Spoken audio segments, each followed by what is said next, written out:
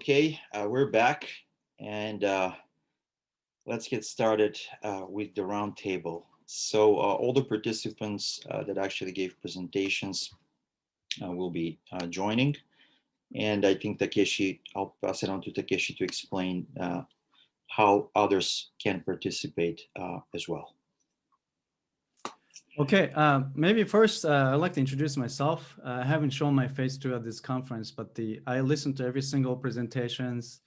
I was just really impressed. My name is Takeshi Morisato. I'm a specialist of Japanese philosophy, and I come from the study of Japanese philosophy, specifically Kyoto School, in the context of world philosophies. And I'm just impressed with the level of the creativity and sort of critical insight that you can provide on Japanese philosophy from the side of Laruelle in this conference. So I'd like to first congratulate the TUJ, Jordan, and the TUJ conference organizers. First 7 days in the beginning of Japanese year is a sacred holidays. So the fact that we were able to organize this in the beginning of the year, I was very skeptical, but I'm very happy, and also all participants for providing us with this rich comparative study of Laruelle and the Kyoto School. I'd like to give you a little bit of short episode before we start the roundtable, how this conferences came to be. I used to work at the TUJ, Temple University Japan campus, as adjunct professor right next, and then my desk was right next to Jordan's. And I was working on Kyoto School, and Jordan was working on Laruelle and Kyoto School, and we couldn't agree on anything philosophical throughout our conversation. It's just the more discussions we have, the more disagreements throughout our conversation. But then the beauty of continental philosophy is that when you listen to something meaningful and significant, even if you disagree, and especially because you disagree, you realize there's something really rich in that area of study. So we came up with this idea of organizing the Laruelle conference, which was done 2 years ago in Brussels. And then Jordan has this idea of organizing Laruelle and the Kyoto School. And I was very skeptical again, and I stand corrected. This conference is living proof that this area has rich implications in the history of philosophy, and both Laruelle studies and Japanese studies are growing as we speak. So I'm hoping that TUJ will organize this conference every year and kind of create this hub of conferences online. And if we are fortunate to be able to meet in person, I hope to see you again next year onwards and somewhere in the world for conference on Laruelle and comparative philosophy, for instance. Also, finally, I'd like to mention this great thing about starting the year with this conference on non-standard philosophy or non-philosophy, because it puts the pressure on the rest of the year. We go back to the philosophy department or classes where we have to teach philosophy, but this puts us in edge, sort of like we have to be critical of what we're going to do for the rest of the year. So I'd like to share that enthusiasm again before we start this roundtable. Okay, so a couple different rules for the roundtable. I would like to ask a couple guiding questions, hopefully maybe one or two. So I would like to ask participants to respond to these questions in whatever order, if whoever wants to respond to these questions. And I would like you, the conference participants, to share your questions, but try to stick the central theme. So if you have a questions from the presentations, try to tie that questions into the ongoing discussion among these participants. So we will be able to actually incorporate your questions. Also, the participants of this roundtable should be able to freely pick questions. So if you see one question that I would like to respond to that question, please raise your hand and go with that questions, and other participants will respond to it. So we would like to have a little bit of organic format. With your questions on the chat room, if you have any specific participants you would like to address your question to, please put their name first. So say Siklovsky or Yordancho, you know, and then space and your question. So that's something that I would like to mention. Does anybody from participants have any concerns or suggestions?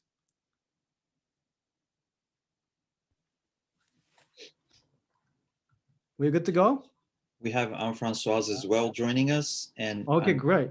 Just like to call on Katerina. I'm not sure if she's listening to us. Katerina, I think everyone else is here, right? Yeah. And feel free to use this reaction button proactively. So I was listening to the conference and I'm laughing as the presenters making remarks, but they can't hear us. Yeah, so it'll be good to share and Kolozo, yeah. Sorry, go ahead. Okay, so first, I'd like to start this discussion with sharing a few presuppositions. So my questions come from a certain standpoint that you might not agree. So you could actually attack my presupposition for raising these questions. So first, I would like to share a few presuppositions. First one is that Laruelle's non-standard philosophy has been studied on the margin of philosophy. So if you go to philosophy department, the chance that you hear or study the works of Laruelle, it's quite slim, even in Europe, and probably more so in Japan and North America. Second presupposition is the Japanese philosophy in the context of world philosophy is also studied on the margin of philosophy. So we're dealing with this. Не, ми зборила, voi ti kažem дека сум на конференција. Oh, sorry. That's okay. Okay, Stanimir and Jordancho understood. It's the Macedonian my daughter is asking me whether I sent an email, and I told her I'm telling him I am at the conference. Sorry. That's okay. Instead of unmuting myself, I turned off the video. Sorry. That's okay. Okay. Sorry. Yeah. So that's two presuppositions, and then of the field of non-standard philosophy and the field of Japanese philosophy, specifically the Kyoto School. So they seem to face similar challenges in the field of philosophy, and advancement of one seem to entail the other. That's the presupposition that I would like to start. So if we are going to study the Japanese philosophy or Kyoto School, the principle by which we promote that study seem to entail study of non-standard philosophy. So question one,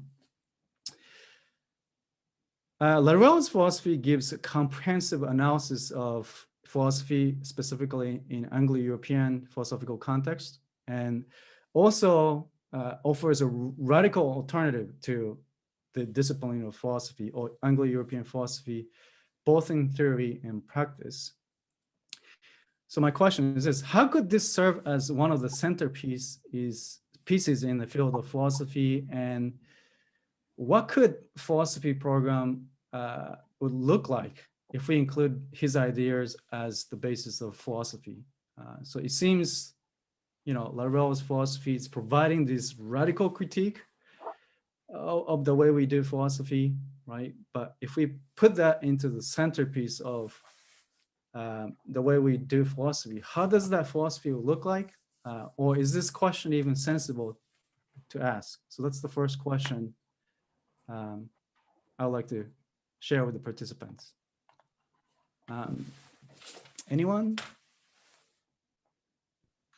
First, I would just like to add that, this conference was also born by Professor Gango coming to Japan during a sabbatical that was canceled. And we were supposed to have a conference at TUJ, which would have been much smaller, obviously, and a lot of people would not have been able to travel. And in a sense, thanks to the crisis, unfortunately, it was a crisis. We changed the format, and here we are in 3 time zones around the world, speaking to each other, which I think was a very, very good experience for all of us. So I would like to thank Rocco for initiating, starting this idea of doing something in this regard. So then we took it on, and here we are. I'd like to thank Takeshi for making the poster for the conference, which was really good. Yeah. Yeah, and I think it's interesting how that maybe connects to Takeshi's question that, you know, in this case, you know, a crisis led to a change of venue and you know, a new format that turned out to be successful. And I think that the question of the place of non-philosophy, and also the question of a globalization of philosophy, or a de-provincializing of European philosophy, is a question that we can only ask today in the context of the breakdown of the traditional university system, at least in the United States and the UK. I don't know to what extent that's true in continental Europe or in other parts of the world, but certainly higher education, the German university model that has been prevalent in the United States since the late 19th century really is collapsing. And that might be an opportunity to form new kinds of institutional structures, and I think more modular ones, rather than thinking of how could we embed students interested in non-philosophy into traditional non-philosophy, in traditional philosophy departments. I think it's a question of what kind of academic or para-academic constellation could be formed around the work of Laruelle, or around, you know, in this case, you know, something as precise and specific as the link between Laruelle's work and the Kyoto School. There's no way a traditional philosophy department would hire someone just to do that unless it was a huge department, right? There wouldn't be enough room to have someone who specializes in something that limited. It would have to be someone who works on Asian philosophy, you know, or continental philosophy. There's this need for general specialization.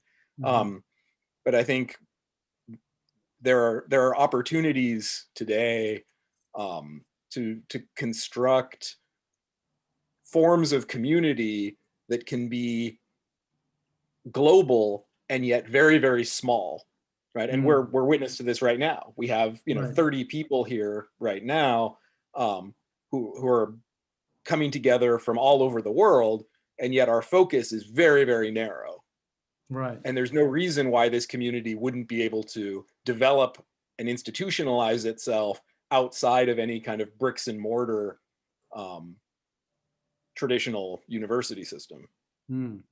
It's very interesting how the sorry, Katarina, please. Yeah, I wanted to add something that it's not so unusual and impossible or unimaginable that Laruelle studies would be integrated in an academic system, proper academic institutions. I found out last year that in Prague, at King Charles University, I think it's the state university in Prague, in the doctoral studies program, there is, it's not a course, it's basically a subspecialization in Laruelle. And by the way, Marx, even I'm mentioned there. So there is a whole section of a curriculum at, you know, PhD level. Jan Sousa, a colleague that Stanimer probably knows, I think you met him in Skopje. He studies there, and he sent me a link to this program. So then there is this ample use of Laruelle in performance studies arts in many departments, or media and communication arts. So it does not necessarily or studies, sorry, does not necessarily have to be philosophy, but interestingly, it seems that he's better integrated in countries like the Czech Republic or Norway or Holland than France itself. So, yeah. There's even in a European academic system, there's a kind of crack in where this Laruelle studies is coming through. These, yeah, sure. Yeah, sure. right. Yeah. Stanimil? Sorry, I skipped you over. Can you? No, it's okay. A couple of things. First, to jump on the point Katerina just made and expand it a bit. I mean, whatever multipolarity means nowadays, it is a fact, and it of course has different iterations and manifestations, but in philosophy or non-philosophy. But I think it's important to say that in the context of Laruelle and non-philosophy broadly construed, so probably not just Laruelle, but everybody else associated with the school somehow. Macedonia is itself a case in point. I don't know how many people realize this, but thanks to the work of Katerina, I'm a student of hers, I'm Bulgarian originally, whatever. There is a community that actually formed through and via Macedonia. So these geographies actually function in quite unexpected ways. Jordancho also comes from Macedonian background, and he studied with Laruelle, obviously. And the journal Oraxium is published by the institute that Katerina runs in Skopje. So the whole community around this formed in a summer school that Katerina organized with François and François Laruelle back in 2015. So, I mean, these small communities of 30 people that Rocco just mentioned, they are indeed usually between 20 and 30. They're quite rich and they function in these really unexpected geographies. And the other thing I wanted to say with regards to the opening question you mentioned, Takeshi, was when I was a first semester student at Sofia University here in Bulgaria, we only had a couple of courses in the first semester, which was quite striking. And I mean, it's important to mention that the Bulgarian educational system in philosophy in particular is construed after the German educational model. And this is true for Eastern Europe in many ways. And we only had two courses, and we only had Eastern philosophy and what is philosophy. And in what is philosophy, our professor, decided to include a chapter from Deleuze and Guattari's What is Philosophy. And I think this was completely mind-blowing to me. I didn't obviously understand the thing. And I'm just thinking now, what would it mean to do this with a Laruelle text for a first semester student, right? It's not a matter of understanding and comprehension so much as to sort of opening up to kind of like mind-blowing yourself, right? I know it sounds like a banality, but that first semester Deleuze and Guattari experience I had still stays with me, and I just think that students should be exposed to uncomprehension. That's what I wanted to say. Okay. I just want to add and pick up from what Stanimir said, explaining about Macedonia. I mean, probably per capita, we have most non-philosophers in the world or something like that. But Katerina's right. So we're leading at least in something in the world, something good. What Katerina said that, you know, there are like graduate studies somewhere around Europe, and that's really great. But what I'm concerned with is what Stanimir said, is that, you know, what the first year, you know, freshman reading Laruelle would look like. And that's exactly the point. We need a structured system that trains students to actually, you know, familiarize and enter this really novel and difficult territory, right? So the acts, you know, Laruelle is really inaccessible because just like many other, you know, French theorists and continental theorists, he creates this new language, right? And we need to train students in order to, learn and use the language, right, in a proper fashion. So we need something that starts early on, and then of course graduate projects such as masters and PhD would be great to have the entire pipeline from the beginning till the end. So what would that look like? Where can non-standard philosophy or non-philosophy be integrated in a classical traditional philosophical departments? That's the real question, and I'm not sure if I have an answer, but I like Rocco's idea about the modular kind of approach to it. I think that might work. So we don't, recreating the old institutions and making, let's say, the access to knowledge and more modular, so it can change as it evolves, and the institution itself can adapt more easily to novel theories that emerge, instead of being entrenched in some kind of traditional theories and don't let go until you have a change of professors, and maybe by chance, if someone gets to teach and who is trained non-philosopher randomly, maybe gets a position and kind of introduces something of that kind, but that's just one man show. It's not really an institutionalized approach. So I think all the points were well made, and we need to work on all levels here. So yeah, and I'm sorry, I think Mabub was, Mabub, can you he's welcome to join, turn on the camera and ask a question, right, Jordan? That's fine, right? Yeah, please. Why not? Go ahead. Thank you very much, Takeshi. Actually, I was about to withdraw my question, but now that you've invited me... No. We got you. Thank you. So I'm going to first of all just qualify what I'm about to say by making probably what's a banal remark, which is that my understanding of non-philosophy is very peculiar, based on my own kind of background and experiences. So I'm a little bit...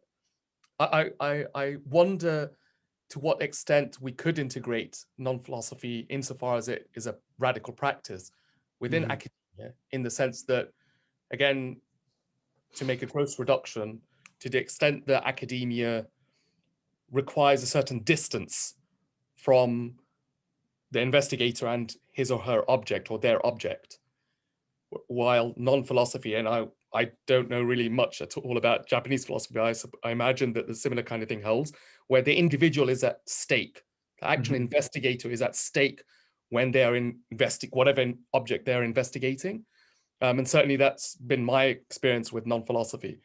And I would be concerned about the propensity to domesticate such a radical practice if it's brought within an academic fold, organized according to a curriculum, and so forth. And in that sense, I think it's probably, I do almost call it a dangerous activity, in the sense that it's a danger to the radicality and the radical possibilities of non-philosophy, but it's also a danger to the participants and to the students. And in fact, unless they themselves are at danger, at risk, and at stake, I don't think that we're getting to the heart of what non-philosophy represents.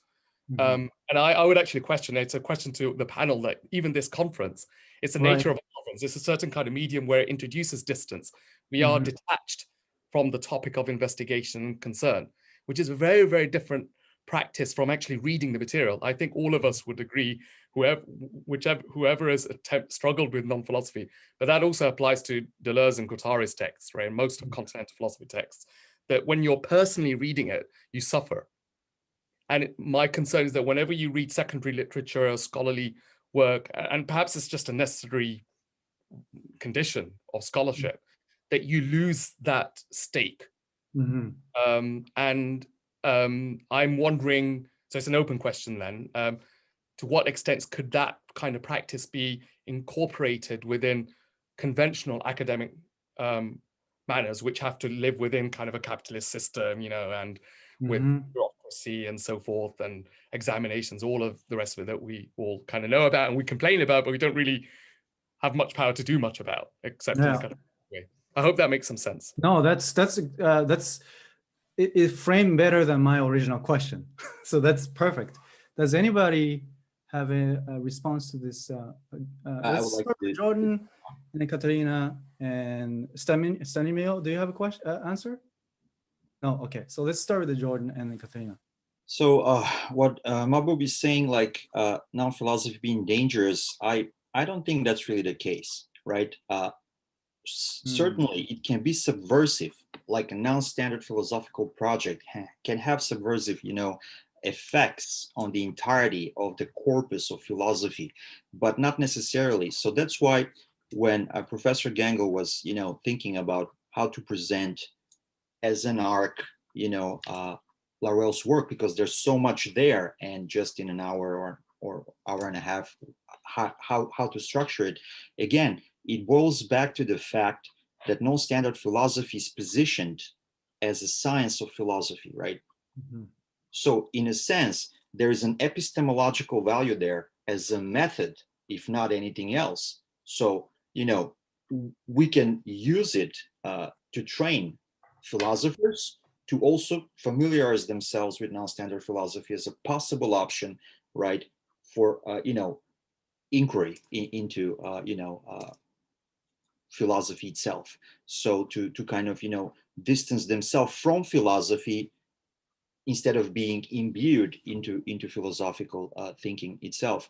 So it can be really useful. We can take different approaches, and I think it's not as dangerous as, because maybe I'm not sure I understand, Mahbub, what you exactly mean by dangerous in this regard. See, François was teaching it in Nanterre for years. I was there, so there's nothing dangerous about it except turning yourself into a non-philosopher. So it just seems like I'd like to add to Mahbub, because I share the same sentiment behind my question, is that the science of philosophy part seems quite practical. So it seems that we'll be able to actually do this sort of approaching the reality as what it is, instead of making this dual structure of thought and reality.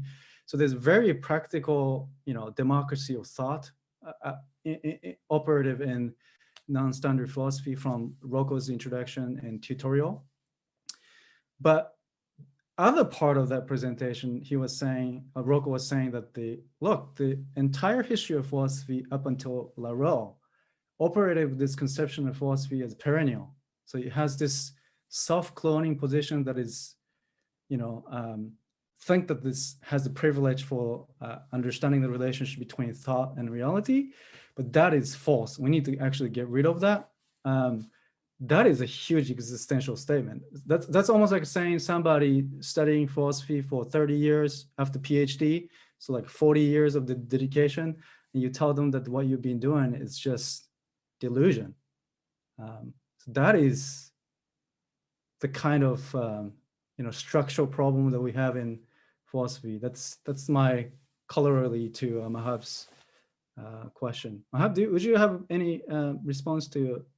Can I just interject, really Sure. briefly? I know others are waiting, but in this regard, I think it's important. Speaking of crisis, what Rocco said earlier, not just institutionally, but anyone who has studied, philosophy and started with proper history of philosophy knows that philosophy is always in crisis, right? And every new breakthrough philosophically is made to save philosophy from the crisis that itself produced, right? So in a sense, what saves philosophy and elucidates where the crisis is, what the movements are, will be non-standard philosophical approach in terms of method or as a science of philosophy, whichever, or both together, even better. So I apologize for taking too much time, but okay, let's go to Katerina and then just quickly, basically it just builds on your entire exchange, except I'm more optimistic about this issue along similar lines of thinking with Jordancho. I think that, first of all, I agree with Mahbub that this is a radical practice, but this radical practice does not need to be perceived as something mystical, something mystifying, something obscure, as as practice of thought. It can be a training in method that is also practical, as Jordanshu said. And we tried to develop with together with our institute, together with Utrecht University, the Liberal Arts Department and the Center of Humanities, and Sofia University in Bulgaria.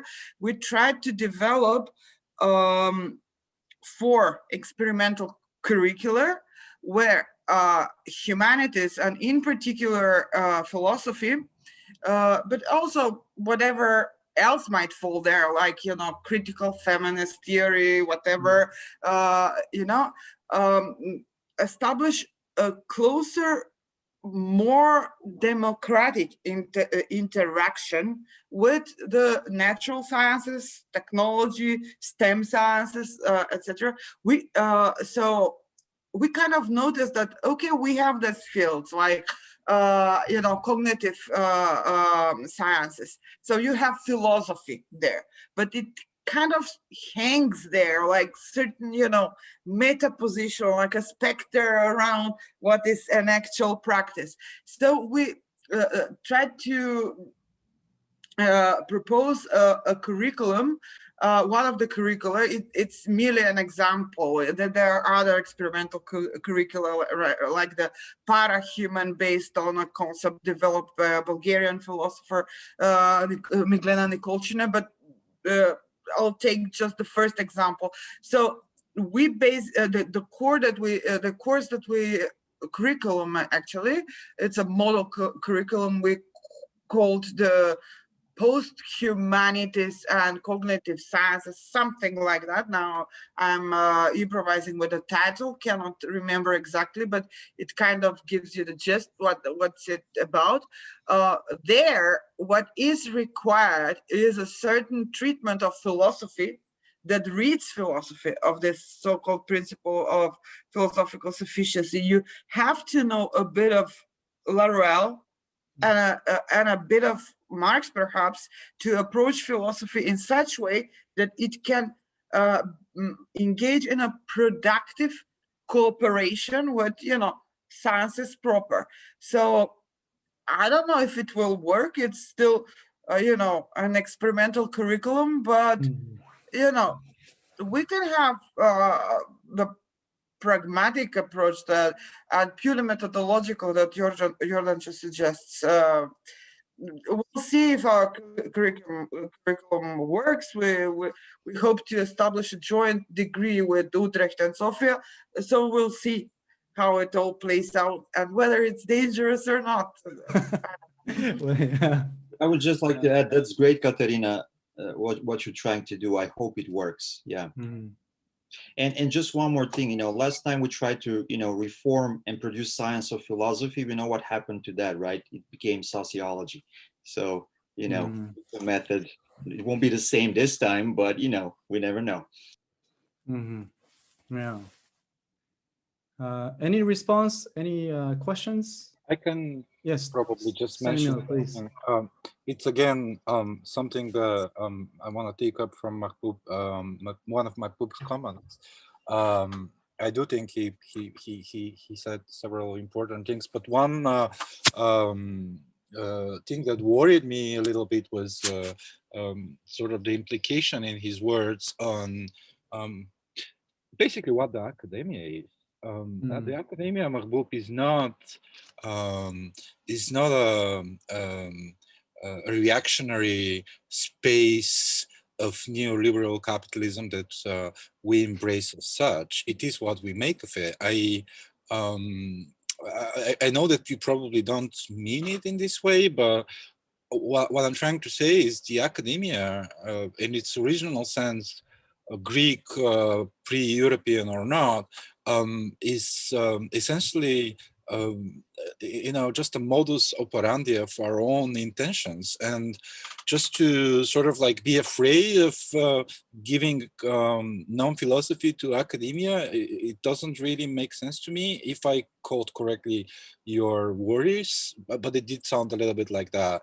The academia is where we are, where we want to be, and how we live, and integrating non-philosophy in academia is not either radical, as Katerina said, nor dangerous. It is something that we need to, I don't know if the word is normalize, but it is something that we need to, yeah, go for. Yeah. The word is accept. Yeah. Where's the what? Jordan again? Accept. Accept.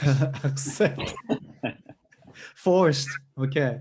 I'd like to perhaps just navigate this question a little bit to the history. So Jordan, for instance, mentioned that the Professor Schmidt actually taught non-standard philosophy at the university, or still teaching at the university. And also Laruelle himself actually taught in academia.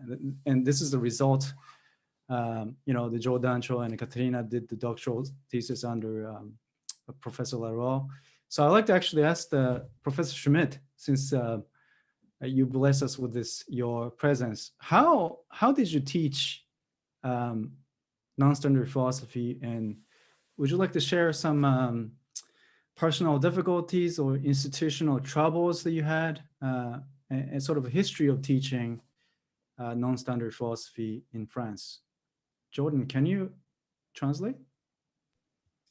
Françoise, donc Takeshi, il demande c'est quoi l'état de la philosophie non standard en France en ce moment? Oui. Il y a quelqu'un qui enseigne, et où est-ce que toi tu t'en occupes à l'école de mine et tu utilises quelque chose de la philosophie de la non-philosophie de François?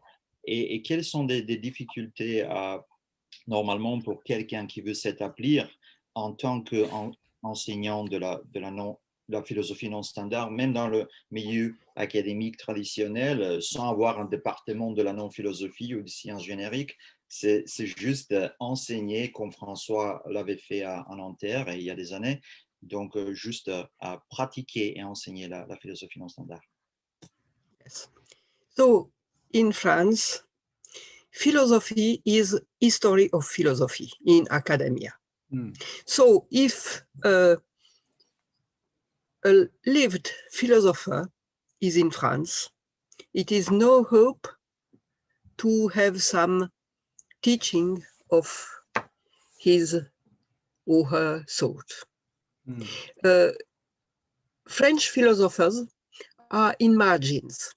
It is a report for of the Republic to explain there are a lot of philosophers in France, but they are not in the university. Or if they are in university, it is with some difficulties. Derrida was not in university. When he was candidate for Nanterre with Georges Labica and François Laruelle, the commission, the local commission, writes to the ministry that no one is capable to teach philosophy. No one. Neither Derrida, neither Labica, neither Laruelle. And finally, it is Labica who was nominated because he's Marxist, but Marxist, normal Marxist, if he and they can have some control on him. So the French philosophers are known by the travel of their thoughts in other countries, perhaps most in USA, sans doute. But I was professor in a engineering school, and I was the only person who taught epistemology and philosophy and ethics. And so I can use the interpretation of epistemology from Laruelle, very different than the classical one. I have the experience that classical epistemology is non-understood by the students. And I did not know why. So I was in the laboratories and I saw that the work in the laboratories have not relationship with classical epistemology. It's very now with studies on modeling, it is a little changed. It was possible to introduce other notion, other concept about sciences and about engineering. And for Laruelle, philosophy, the technique of philosophy, is very near of technique of engineering. It's an engineering of concepts. So, and it was not very difficult in this marginal post to use Laruelle. But now in France, the disciples of Laruelle, the disciples, they said they accept Laruelle, have not academic post. No one. They are informaticians. They are professor of cultural, but there are no specialization from Laruelle. But Laruelle has the best number of theses at Nanterre. He conducted 36 theses in Nanterre. 36. And the colleagues, beaucoup moins. beaucoup moins. So it was a problem. It was a problem for the academy. Laruelle had numerous theses in philosophy. So there are a lot of persons who are formed in France, but they are not in academy. Sauf peut-être Jean-Baptiste Dussert. Mm-hmm. Jean-Baptiste Dussert. Mais il n'enseigne pas directement la philosophie. Il enseigne dans une faculté de droit. So it seems the society actually needs non-standard philosophy in some form or another. For instance, like history of philosophy department can handle ongoing discussion of physics. But how to know what we need? Mm-hmm. All right. Yeah. It's difficult to say. Yeah. Tous les textes japonais que vous avez montrés, qui sont magnifiques, ça m'a vraiment touché, vraiment touché. Montre que ce n'est pas possible de savoir tout de suite ce qui nous manque. Est-ce que vous êtes d'accord? Are you okay with this interpretation? Jordan, can you translate immediately what need? Because what it needs, we attend a thing, but empty is a thing. It's very difficult. Yeah. But in France, there is a man who is a specialist of Japanese, of Moyen Âge, Japon du Moyen Âge, and he knows very well non-standard philosophy. It is Alain Rocher. Okay. I will give his name. Alain Rocher. Alain Rocher. Historian of the Middle Ages. Yes. Il a vécu une quinzaine d'années au Japon et il connaît très bien la non-philosophie parce que sa femme a traduit des textes de non-philosophie et ils ont travaillé ensemble. Et je pense aussi qu'Alain Rocher pourrait être une des personnes qui fasse le lien en France avec le Japon. Je pense, I think. Alain Rocher, he lived 15 years in Japan, and he knows very well a non-standard philosophical text. His wife translated it. So François is telling us that he could be another, point of connection or a bridge between, non-standard philosophy as practiced in France and Japanese, well, I don't know if he also does Japanese philosophy, but anyway, history. So in a sense, it can be. Et il y a une autre chose. François is never critical, never. I never heard by François.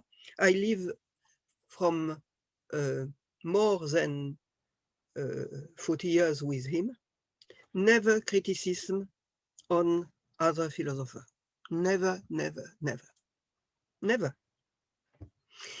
And he's very gentle, very, very. But in his writing, it is very strong. And in France, this contrast is very difficult to understand.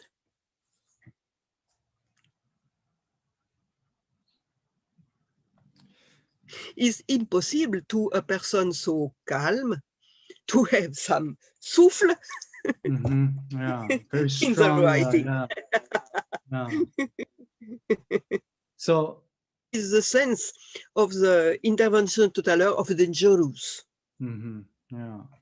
Thank you so much. Yeah, it's also really interesting how it's similar to Kyoto School philosophy stance. So I would like to come back to some of the questions that the theme of this conference. For instance, Kyoto School philosophers tend to think about entire European history, and one way or another, they understand the entire history of philosophy culminating into a certain form, and then they respond to it by saying it's something, intellectual traditions that address the question differently, can overcome the problem differently, and we've seen in this conference that we have seen the sort of echo or resonance between Kyoto School and Laruelle. Yes, a resonance.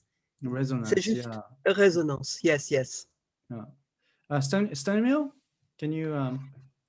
Yeah, thank you. I just want to add something not related to this, but it's just because I'm very interested throughout the years in comparisons. Most of the work I've done so far is comparisons, actually. As I was working on my talk, and in general, my idea, and thanks to Rocco and your Dancho, this worked out in some way. My idea to join this conference was just to go back to Nishitani, in particular, because I have good memories of Nishitani. Years ago, I stumbled upon his work.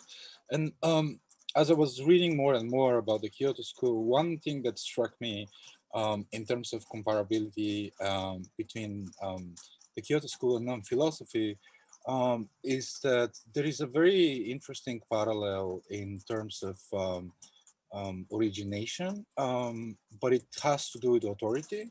Time and again, scholars single out the fact that Nishida is hardly to blame for the founding of the Kyoto School, given the fact that he was very liberal when it came to his followers and his disciples' views. He did ask them to develop their own independent views. And without having studied with either, there are people who studied with Laruelle here, but my impression so far has been that pretty much the same is true for Laruelle.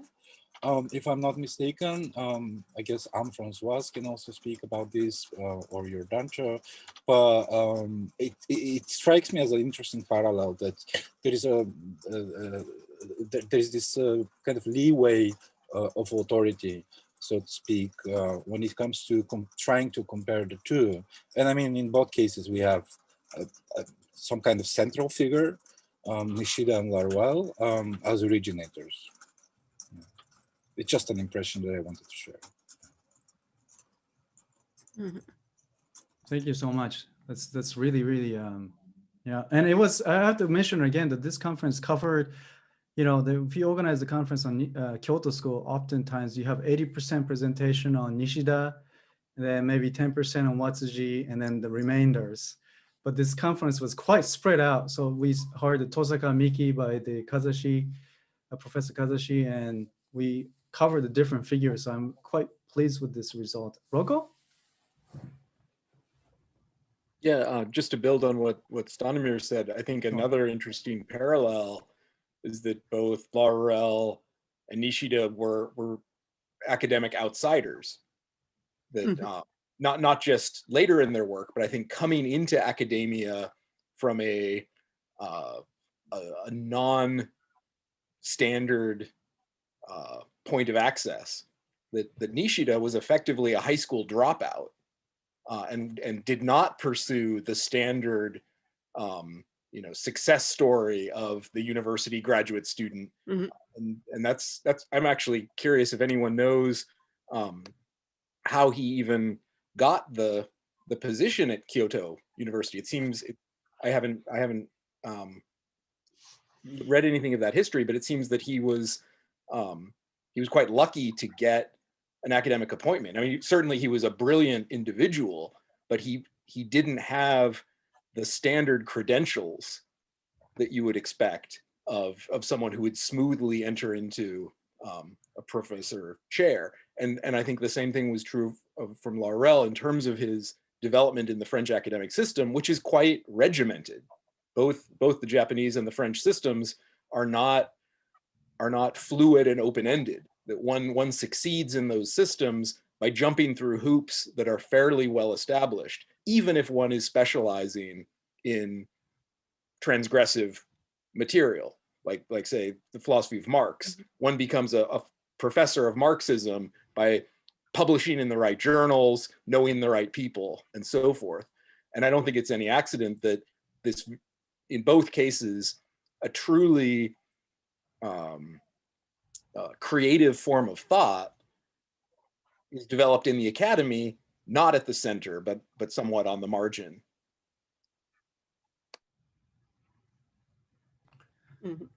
Yeah, that's a very good point. I think Nishida was a high school teacher for a long while before he became even a professor. And Kyoto Imperial University back then was a very new university. So it doesn't have the same, the status as we would give to the Kyoto University right now.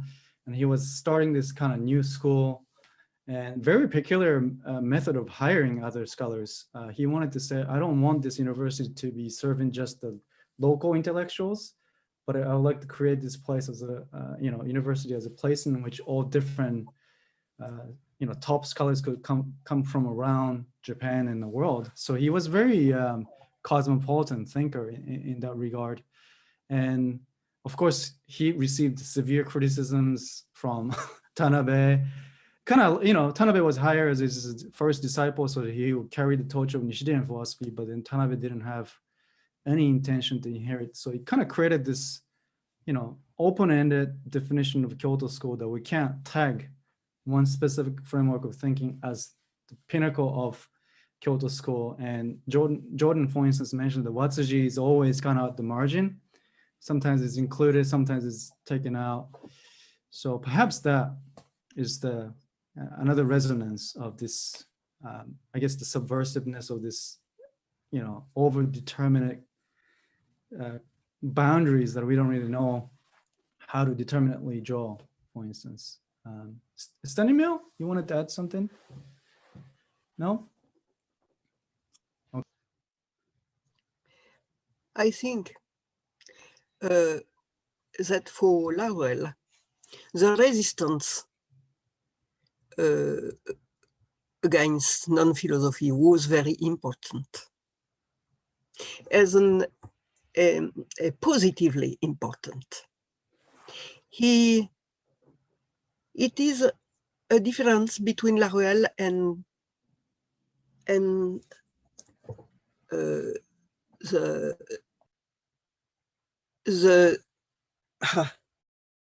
il y a une différence, Jordanko, tu me traduiras si tu veux bien.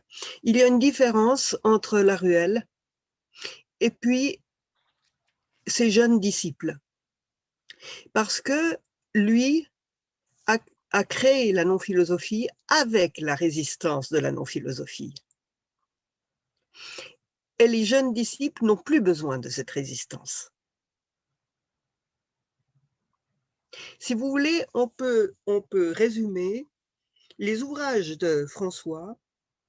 Il est tout à fait d'accord avec ça, j'en ai parlé avec lui, comme chaque fois des retables qui retiennent un instant un mouvement. Et ce retable a 3 parties. L'une, celle à gauche, c'est la philosophie telle qu'elle est. Au centre, il y a la machine Laruelle. Et à droite, il y a les effets de cette machine. Et souvent, les disciples ont beaucoup de conceptions, d'inventions dans toutes sortes de domaines. La poétique, la peinture, l'art, la philosophie, dans beaucoup de domaines. Mais ils arrivent à le faire sans cette résistance. Et là, il y aura peut-être quelque chose, ça a déjà été fait en Belgique, n'est-ce pas, avec Takeshi Morisato, l'idée de less resistance. C'est un problème non seulement externe, mais interne à la philosophie de Laruelle. Et je pense qu'avec ce colloque, vous êtes en train, comment dire, de donner un autre statut à cette résistance. Katrina le fait tout le temps aussi, avec une force et que j'admire, vraiment. Voilà. There was a lot that François said, so I'm not sure if I got it all, but I'll try to do my best. So initially, right, when François began teaching and working on non-standard philosophy, there was a sort of resistance that, from a position of resistance that this was done, in a sense, right? So the newly formed disciples of François, eventually they didn't need anymore this, let's say, postural resistance that was initially built into the non-standard or non-philosophical project that François, elaborates and develops throughout different stages. So I think François, she kind of split in a tripartite structure how this evolved and how this kind of, took form or shape, which would be on the left, there is the philosophie telle quelle, so philosophy as it is, right? And then at the center, we have, like François said, la machine. So the machine Laruelle, and on the right, we have the effects of this machine, right? I would add, this would be, the engineering or re-engineering of concepts, and in this case, philosophical concepts, so that they can be reused from a non-standard philosophical, position, let's say. So there was this new novel creativity, and probably I think François is referring to the young scholars like we saw in Brussels, right? There was a lot of young researchers that we've never met, and they're on their own, which brings us back to, the point we made earlier. Before we get to possible graduate studies and someone would take on a, PhD project as an advisor, researchers are on their own in terms of formation. They read by themselves, maybe they go to conferences like this, but in a sense, there is a growing community. I mean, Rocco is a example of it, you know, in the US, the translations and so on. Katerina is doing that in Macedonia and the countries in the near abroad, and even wider than that. So now there's no more resistance. I mean, I'm not sure if I got the final part right. So in any case, things are loosening up, and we're seeing, you know, and that's what I wanted to say, in a sense that the fact that it's spreading around the world, it's just a question of time, right? Before it actually materializes into, you know, proper institutional frameworks where either from an epistemological perspective and as a method, or as a science of philosophy in its own right, you know, or as an actual, you know, even department. I mean, I wouldn't go that far at this point, but anything's possible, and it's spreading. And this conference, as well as the one in Brussels, it's a testament that we're, you know, this is evolving in its own right. So yeah, and François said something along the lines that we're beginning a new phase with this conference, in a sense. So yeah, j'espère que j'ai rendu bien ce que tu voulais dire. Merci. Merci beaucoup. Thank you. So Mahab and Hannes share the in the chat that the academic structure in Germany and the UK going opposed to that sort of non-standard philosophy, and our insight is that perhaps even academic institution can change, go through some sort of structural change to be able to accommodate non-standard philosophy into this. And Jordan is a little bit hesitant to say it, but I was even hesitant to call this possibility of this conference. So maybe in some ways it could actually constitute these academic programs that, you know, take insight from non-standard philosophy. Yeah. Does anybody have any questions that you'd like to share? Or anything that you'd like to elaborate on?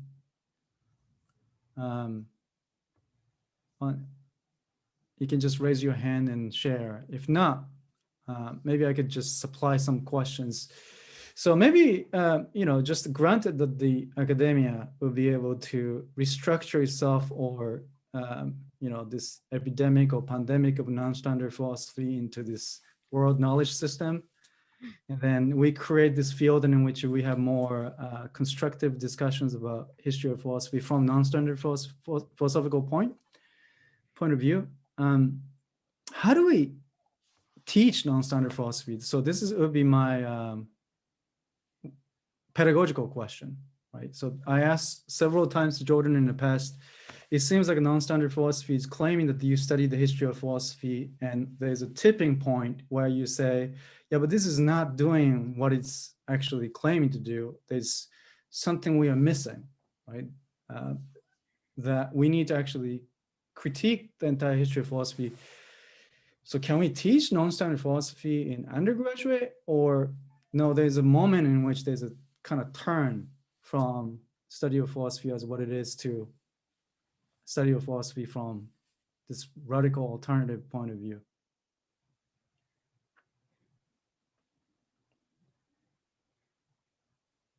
Let me add something. I mean, we all know that François was really good friend with both Deleuze and Derrida, right? And they got together in Paris in the apartment and had lengthy discussions. And Deleuze says it himself that Laruelle is the most radical among us, right? If we can teach Deleuze and if we can teach Derrida, I don't see why we can't teach Laruelle. And I think that's the package, right? Probably. If we establish some kind of, you know, novel, probably not history of philosophy, you know, course, but something that involves French theory, let's call it, or whatever, from that specific group of people, and maybe even at Foucault or someone else, doesn't matter, you know, they're all kind of, you know, touching upon different, in different ways. There's like even isomorphism of sort between the ideas, sometimes between these thinkers, and deployed and developed and elaborated in a different way. I think it's just, we need to show that, like Hannes had, you know, I wish Hannes talked more about Laruelle than Deleuze, but it was great anyway. So that's something I would like to talk to you about, you know, where you can take your project next with Laruelle. And I couldn't, you know, speak because we didn't have time, but we'll get to talk to each other, I hope. That's how we need to package this. And we need to bring out that Laruelle is not someone that stands out completely out of the bunch, even though he is the most radical, right? But he is part of that group of thinkers, and he deserves that place among those, you know, thinkers. So that's how I would approach it, at least, you know, from this perspective. Okay, so maybe perhaps we could give this floor to Katerina just to talk about this program that you share on the chat, and then we can close this session with Rocco. No, this is just the same program I mentioned, the doctoral study program in Prague. So this is, as far as I can understand, Czech, this is contemporary ontological thought, right? Stanimir, you might understand, because it's a Slavic language, so we can kind of understand. So it's not just Laruelle, it's also the land diagram, Harman, etc. But here is Laruelle as well. So I mean, it's not a special, separate subject as I remember, but it's still, it's even better actually. You can see that it's very well integrated in something that is so generic as contemporary ontology. So, I mean, I think that the time when Laruelle was, you know, this outsider or whatever from the mainstream is over.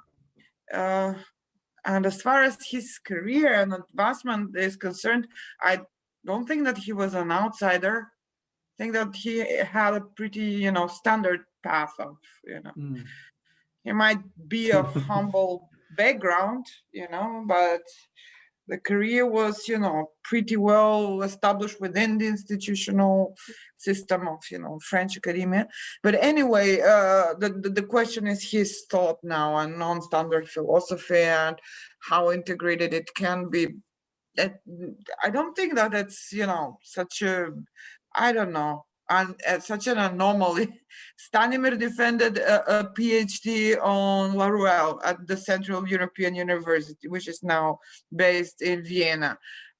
I was 2 years ago an external examiner of Alice Lucy Rekap's thesis at Kingston University, which was on Anne's work and François' philosophy. So it's not, you know, so it's not the same situation like, I don't know, 15 years ago. It's far better integrated into the educational system than it used to be. I think Rocco had a hands up. It's just very briefly. I mean, I completely agree with both Katerina and Yordonchko, but I think it does go back to the point made by Mahbub that I think we need to distinguish between Laruelle and his academic production and the actual practice of non-philosophy. And so it might be parallel in some sense to, say, Husserl and phenomenology. We can study Husserl and we can study Husserl's works, and it's wonderful. But there's also a method that Husserl introduces that goes beyond Husserl himself. He doesn't own phenomenology. And Laruelle's work is extraordinary, but what he introduces has a theoretical robustness that is not a matter of being encapsulated in his works, right? And we should take example from what he does rather than what he says. And one of the things that he does is he never rests. I think the extraordinary character of his work, especially in the last phase, the last 15 years, is to create a series of works that no one could have expected based on what had come before. No one would have expected that quantum mechanics would become the core of a modification inside non-philosophy. And then to build on that, to create this kind of operatic scenography of the universe as a coming into sound, right? A bringing humans into the heavens through a kind of silent music oratorio. Like this was completely unprepared by the earlier work. And this is what we should do, right? Of course, and we should study Laruelle's work just as we should study Deleuze, and we should study, I mean, it's extraordinary inside the academic field, but his practice gives us an example to follow that opens possibilities that remain to be realized. Thank you so much. I think there's a lot of resonance here. So let's start with the study meal, and then Professor Kazashi, and then Mahfoud. We still have a time. So let's go from study meal. Yeah, I completely agree with Katerina's remark that Laruelle is not the Laruelle we are thinking about 20 years ago. This is evidenced by the fact that, we, the non-philosophical communities or micro communities spread throughout the world, are already in a position where we can differentiate between generations of non-philosophers. I think it's important to spell this out, because the work that people like Katerina Ray-Brassier, Joe Grelet, around the early years of Amphi, etc., did has its impact now. So we're not in a, I just want to spell this out again, we're not really in a place where we have to think of how do we globalize or popularize non-philosophy. I think it's more now a question of fine-tuning the directions of this globalization of non-philosophy, rather than just tinkering on the how. Yeah, that's about it. Thank you, Professor Kazashi. Yes, thank you very much. And first of all, I'd like to say thank you again for this very interesting conference. And regarding the questions, I'd like to say two things basically. And one thing is related to the point raised by the Professor Rocco Gango yesterday regarding Nishitani's critique of Nishida. And actually, I also find that critique very, very important. And but I think Nishitani in that context also brought into focus the fact that most of the time, actually, including philosophers maybe, are living according to the ego-centered viewpoint and funbetsu no tachiba. And but simply because Nishida's philosophical standpoint or approach was so thoroughgoing,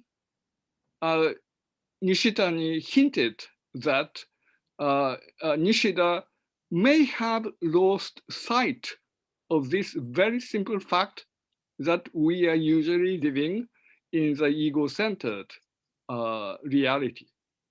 And I think so this is related to how to think about the position of philosophy, not only in relation to philosophers themselves, but also into the mundane historical world, and which turned out actually, as you know, a very central axial problem, not only for Nishida and the Kyoto School philosophers, and also we expand our horizon more.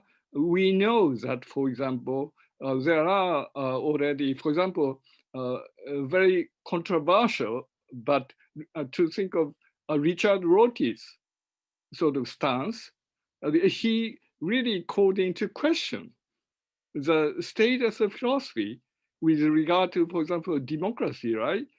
So according to him, philosophers should give up on the Platonic sort of idea of the philosopher king. So I think there are all very sort of experimental and very challenging sort of views presented regarding this question of relationship between philosophy and other disciplines, also philosophy and other human activities, politics and art. So I think if we pose this question, and at least I think leaving aside the institutional positioning for the moment, I think we can present, here's a view by a view of Roti, and here's a view presented by Kyoto School philosophers and Laruelle. So I think this is can be one of the focus. And also, similarly, I'd like to say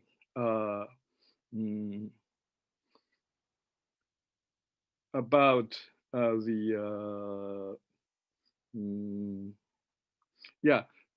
possibilities of trying a so-called issue-centered or problem-centered sort of approach with regard to this sort of possibility. That is say, Laruelle and also for Kyoto School philosophers, for example, problem of technology or art or ecology, and all these really pressing questions we are facing with. And so we can present at least we can introduce, this is a view of the Kyoto School philosophers, and this is a view or attempt tried by François Laruelle. I think so. Then I think this is very natural. This can be a very natural sort of entry way for students and for other people. This is the initial sort of ideas I came to get all through this conference and also this last roundtable discussion. Thank you very much. I would just like to add something because I worked side by side with Professor Kazashi at the Kobe Graduate School of Humanities, where I got actually a chance to choose a novel approach, and we chose the speculative turn, the reader, that came out, that consists of various, kind of loosely assembled authors, among which Laruelle as well. There's an excerpt from the introduction to generic sciences there, and I intentionally chose that one so that we can read Laruelle. We didn't read everything.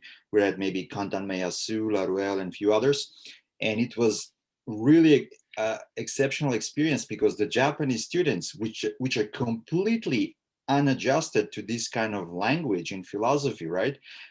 It turned out to be a really interesting experiment. It was difficult, but it wasn't a failure.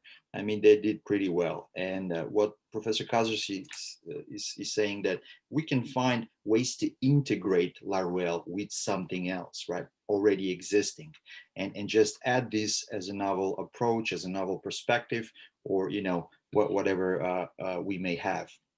So I just wanted to add that. And I wanted to thank also Professor Kazashi for that opportunity at Kobe. Yeah, that was great. No, yeah, we can definitely, Sorry, go ahead, Professor Kazashi. No, I just wanted to say to your Dancho, it was our pleasure. Yeah, it's great that the these sort of what Rocco was saying about the the silent music of non-standard philosophy can be resound through something else when you're actually reading and with the students in Japan, for instance. But I would like to actually point back to Mabub, because you started this existential concern with the non-standard philosophy, and we got you the music. So I'd like to hear what you thought about all these discussions. Wow, thank you for asking me to provide some feedback on everything I've heard. Well, first of all, I really appreciate all the answers. It's what an extraordinary kind of collection of thoughts and responses. when I use the word danger, which Stanimir and Katerina seized upon, and to some extent Nodenko, I kind of regretted that I had used that word, because it was basically I was just reaching for some provocative term.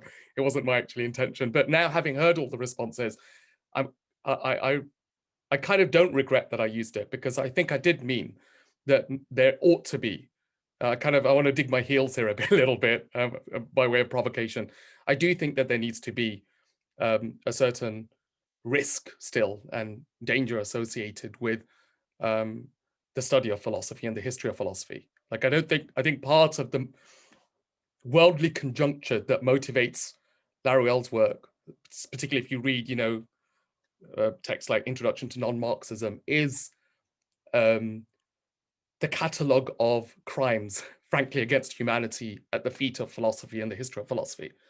So I don't think we have any, I think it's more than warranted for us to explode myths and structures and institutions, but obviously in a rigorous and,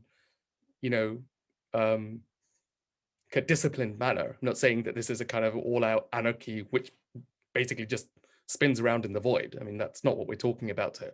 But if we really want to attend to this kind of our present predicament and conjuncture, which is basically pathetic, right?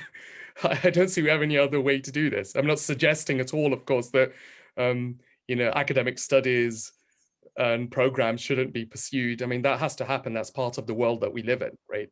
But I would like to think that the posture of that's articulated by non-philosophy and the vision in one is something radically prior to all of that, right? So at another level, we can re-articulate that type of posture and gesture.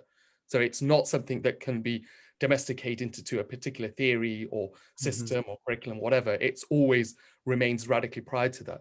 And one final thing I'd like to say, I know that perhaps some of what I'm saying might sound a little bit mystical, but then, I mean, Tetralogus, although it's in French and I haven't read it, but the very little I've read about it, that to me sounds very much like the kind of journeys that mystics in the past had pursued through. I'm not saying that it is a work of spirituality, but there are very strong parallels and resonances. I don't think we can, I think that deserves to be given some kind of attention. Yeah, I think that's a very good place to actually end, because there's even within these participants of the panel, there's sort of swaying back and forth between this comfortable, benign introduction of Laruelle to academic philosophy. It still will create ripples, but it's something that we can achieve within the conventional academic structure, whilst we have this image of non-standard philosophy that is even bigger than Laruelle himself, that could cause massive pressure to this ongoing system. So, and most importantly, coming toward the end of the time. So I'd like to actually give the floor to Jordan, but thank you so much everyone for this fantastic roundtable, and I hope we can do this every year, in the beginning of every year, to talk about these important issues in philosophy. So thank you so much, and floor is yours, Jordan. Thank you, Takeshi, for your contribution. You elucidated a lot of things about Nishida, and you did a great job. I mean, this roundtable wouldn't have been as good as if we had probably a different moderator. So thank you for that.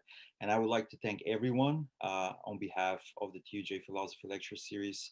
I would like to thank again Professor George Miller, who's not here right now, but who gave us an opening address yesterday. Without him, this wouldn't have been possible.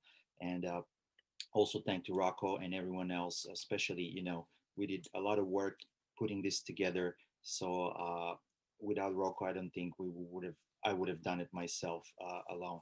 So this was a really great, joint venture, let's call it. Everyone here also gave great feedback and participation.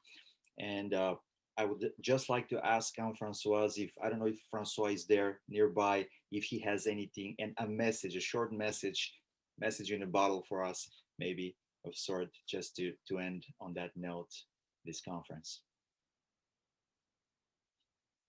François, y a-t-il message de la part de François ou de toi-même, ou les deux, que vous vouliez partager avec nous.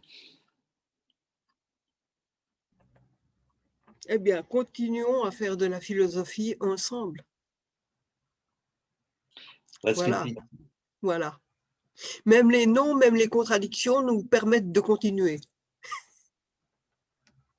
Et merci beaucoup pour ce magnifique colloque qui a fait connaître des éléments de la philosophie japonaise, des éléments de la non-philosophie et aussi de la philosophie. C'était tout à fait magnifique. Nous vous remercions vraiment beaucoup. Mais surtout, continuons. Continuons. Le plaisir est à nous de vous avoir eu aussi, toi en tant que...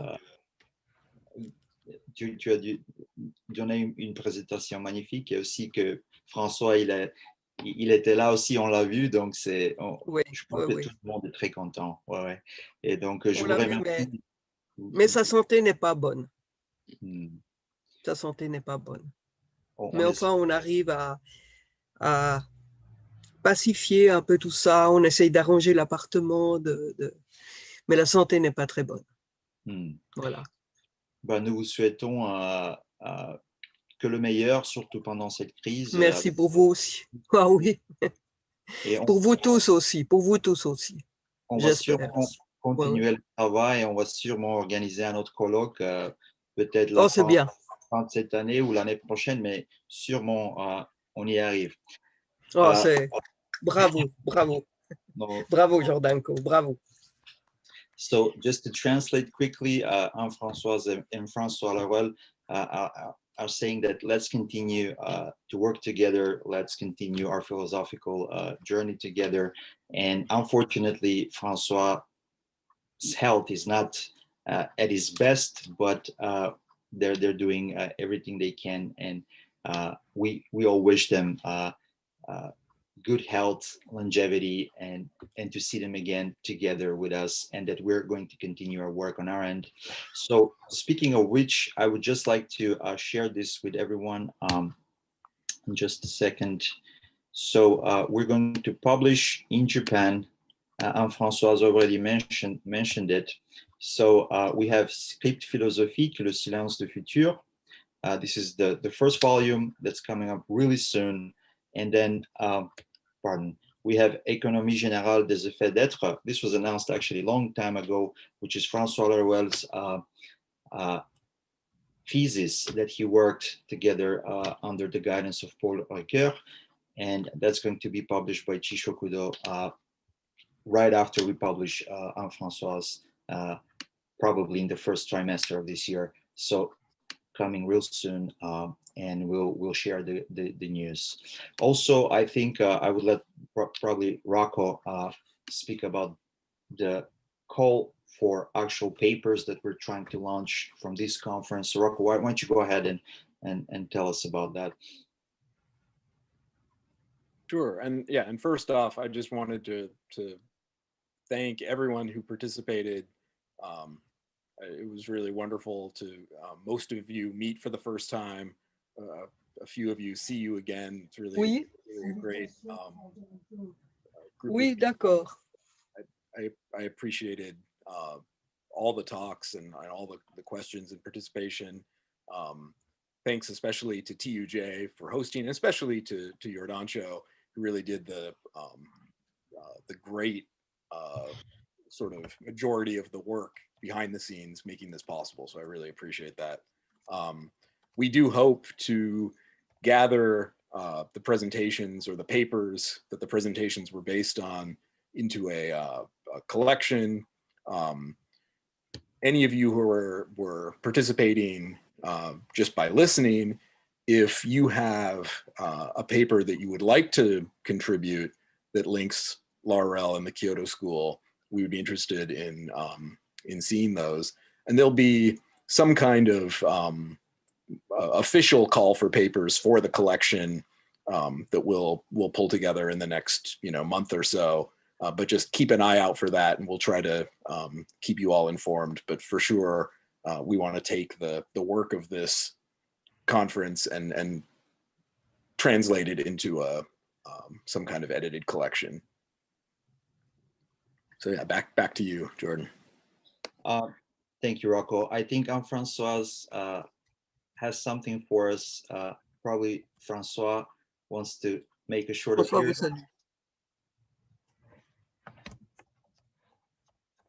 Okay, on nous demande. So we have direct, greeting from François himself, and he says hi to all and thanks us all for the conference. And if we made François happy, I think we did a great job. So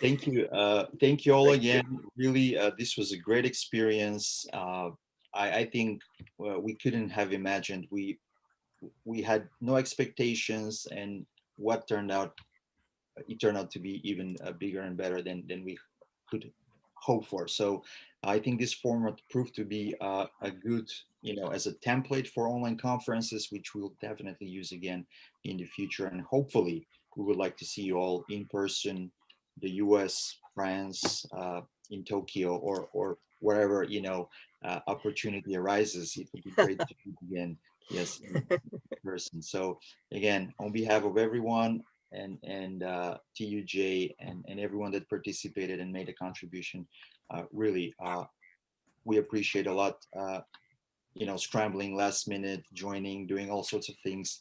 So this was, without all of you, wouldn't have been as great as it was. So thank you all, really, we appreciate it. Kazushi-sensei, are you trying to say anything? Or No. Thank you very much. Thank you. Y'all. So on that note, on a positive note from Tokyo, I would say good night to everyone. I mean, those who are in the same time zone, have a great day. If it's morning or Les adieux qui n'en finissent pas. Yeah, and hope to see you soon. And we'll reach out and find a way how to communicate and keep the conversation going. Oui, là c'est Jordanko, oui. Mais il y a eu Takeshi Morisato que tu connais aussi, et d'autres. Voilà. Au revoir. Au revoir. Au revoir. François vous crie au revoir. Merci. Au revoir. Au revoir, François. Au revoir. Au revoir, Anas.